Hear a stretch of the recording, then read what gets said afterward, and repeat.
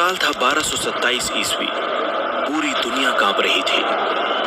हर दिशा में धूल के तूफान उठ रहे थे और लाखों सैनिकों के घोड़े पृथ्वी को थर्रा रहे थे। एक अकेला नाम पूरे विश्व की सबसे बड़ी शक्तियों को घुटनों पर ला चुका था, चंगेज खान। उस समय तक चंगेज खान ने लगभग 40 बड़े युद्ध लड़े थे, करोड़ों लोगों की जान ली थी और उसका मंगोल साम्राज्य 9 करोड़ वर्ग किलोमीटर से भी ज्यादा क्षेत्र में फैल चुका था, यानी लगभग पूरे अफ्रीका जितना बड़ा। उसने पृथ्वी की 16% आबादी को अपने अधीन कर लिया था। लेकिन क्या आप जानते हैं, इतिहास का यह भयावह योद्धा जब पैदा हुआ था तो उसके छोटे से हाथ में एक खून का थक्का भी था, एक रहस्यमयी संकेत जो भविष्य के तूफान की चेतावनी दे रहा था। तो आइए चलते हैं इतिहास में पीछे, वहां जहां तैमुजिन की असली कहानी शुरू होती है। 1162 ईस्वी की एक सर्द सुबह मंगोलिया की जमी हुई बर्फीली धरती पर एक बच्चे का जन्म हुआ। नाम रखा गया तेमुजिन। जैसे ही वो दुनिया में आया, सब ने देखा कि उसके छोटे से दाहिने हाथ में खून का एक थक्का था। मंगोलों के बीच इसे एक दिव्य संकेत माना जाता था, एक ऐसा बच्चा जो या तो दुनिया को बचाएगा या उसे तबाह कर देगा। तेमुजिन के पिता थे येसुगेई, मंगोल कबीले के एक बहादुर सरदार। येसुगेई ने अपने बेटे के लिए एक महान भविष्य की कामना की थी, लेकिन नियति ने तेमुजिन के लिए कठिनाइयों की आग में तपने की तैयारी कर रखी थी। जब तेमुजिन महज 9 साल का था, तब उसके पिता को तातार जनजाति ने जहर देकर मार डाला और पिता की मृत्यु के साथ ही उनके अपने ही कबीले ने तेमुजिन, उसकी माँ होएलून और उसके छोटे भाई बहनों को बेसहारा छोड़ दिया। अब खुली बर्फीली धरती पर बिना सुरक्षा के, बिना भोजन के ये छोटा परिवार जंगली जानवरों से विपत्तर हालात में जीने को मजबूर हो गया। तेमुजिन ने शिकारी बनकर जंगली जानवरों का शिकार करना सीखा। भूख ने उसे और जल्दी बड़ा कर दिया। बचपन में ही उसने सीखा कि जीवन में जीने के लिए किसी पर भरोसा नहीं किया जा सकता। उसे भरोसा करना होगा सिर्फ अपनी ताकत पर। इन्हीं कठोर परिस्थितियों ने उस लड़के के भीतर लोहे जैसा संकल्प पैदा कर दिया। समय के साथ तेमुजिन ने छोटे छोटे साथियों को फिर से जोड़ा। उसने देखा कि पुराने मंगोलिया की जनजातियां आपस में ही लड़कर बर्बाद हो रही थीं। तेमुजिन जानता था कि अगर उसे कुछ बड़ा करना है तो इन बिखरी ताकतों को एकजुट करना होगा। लेकिन वो परंपरागत रास्ते पर नहीं चला। उसने खून के रिश्तों को नहीं, बल्कि वफादारी और काबिलियत को आधार बनाया। चाहे वो एक साधारण चरवाहा हो या कोई पुराना दुश्मन जो एक समय उसके प्रति वफादार था, उसने ऐसे लोगों को अपना मित्र और भाई बनाना शुरू कर दिया। धीरे धीरे उसकी ताकत बढ़ती गई। मंगोलिया की बिखरी हुई जनजातियां तेमुजिन के झंडे के नीचे एकत्र होने लगी और 1206 ईस्वी में एक भव्य महासभा में तेमुजिन को नया नाम दिया गया, चंगेज खान, यानी महासागरों का स्वामी या पूरे विश्व का शासक। अब वो केवल मंगोलिया का नेता नहीं था, वो एक तूफान बन चुका था और ये तूफान अब पूरी दुनिया पर छाने वाला था। चंगेज खान की सबसे बड़ी ताकत सिर्फ सैनिकों की संख्या में नहीं थी, बल्कि उसकी युद्ध तकनीक में थी।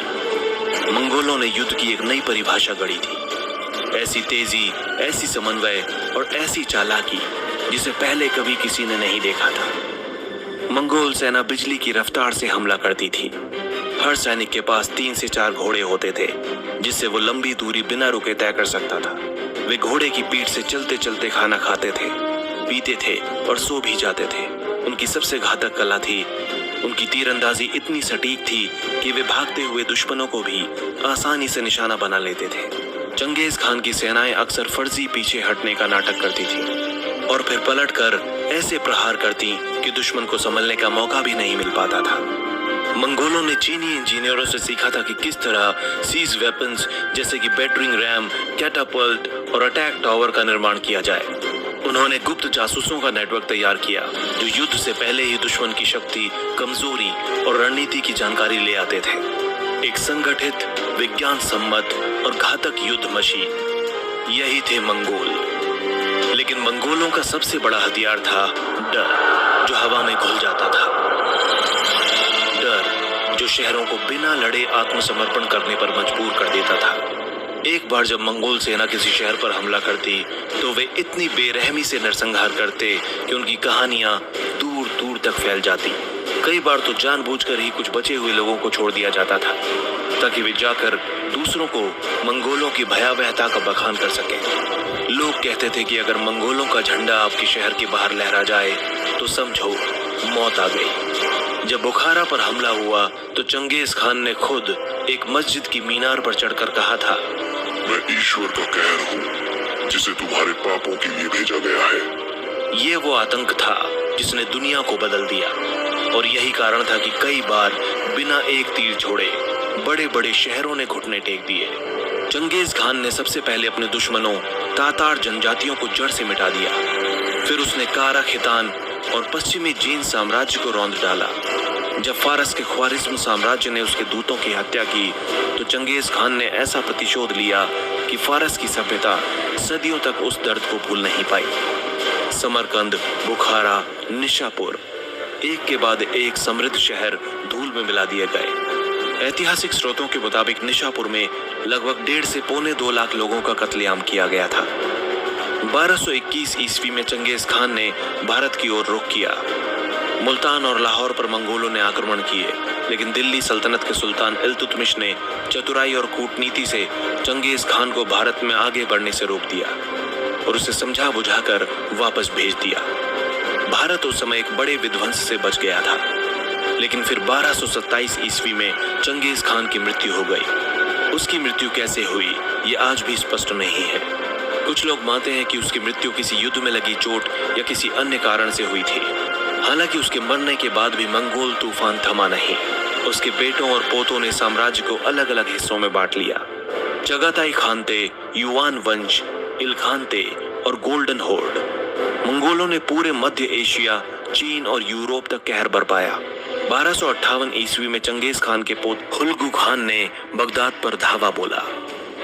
अब्बासी खलीफा का शानदार शहर, जो उस समय इस्लामी दुनिया का सांस्कृतिक और बौद्धिक केंद्र था, मंगोलों की क्रूरता का शिकार बन गया। हुलगु खान की सेना ने बगदाद को नेस्ते नाबूद कर दिया। इतिहासकारों के अनुसार लगभग 8 लाख लोग इस कत्लेआम में मारे गए थे। लेकिन जितना तेज तूफान उठता है उतनी ही तेजी से उसकी ऊर्जा भी खत्म होती है। धीरे धीरे मंगोल साम्राज्य भी टूटने लगा। आंतरिक सत्ता संघर्ष, प्रशासनिक विफलताएं और स्थानीय विद्रोहों ने मंगोलों की शक्ति को अंदर से खोखला कर दिया। चीन में मिंग वंश का उदय हुआ, जिसने युआन वंश को समाप्त कर दिया। रूस में मॉस्को जैसे शहरों ने गोल्डन होर्ड के खिलाफ विद्रोह कर स्वतंत्रता हासिल की। 1260 में जब मंगोलों ने मिस्र पर कब्जा करने की कोशिश की तो एन जुलूत की लड़ाई में मामलूक सुल्तानों ने उन्हें पहली बार सीधी हार दी। यहीं से मंगोलों के अजय होने की कथा समाप्त होने लगी। लेकिन एक चीज जो कभी नहीं मिटी वो थी चंगेज खान की विरासत। उसने व्यापार के रास्ते खोले, सभ्यताओं को जोड़ा और एक ऐसा इतिहास रच दिया जिसे मिटाना नामुमकिन है। चंगेज खान का जीवन हमें बताता है कि कितने भी विपरीत परिस्थितियां क्यों ना हो, अगर संकल्प और नेतृत्व हो तो एक साधारण लड़का भी पूरी दुनिया को बदल सकता है। पर साथ ही ये भी कि तलवार से साम्राज्य बनते हैं पर चलाए नहीं जाते। चलाने के लिए चाहिए न्याय, एकता और स्थिरता।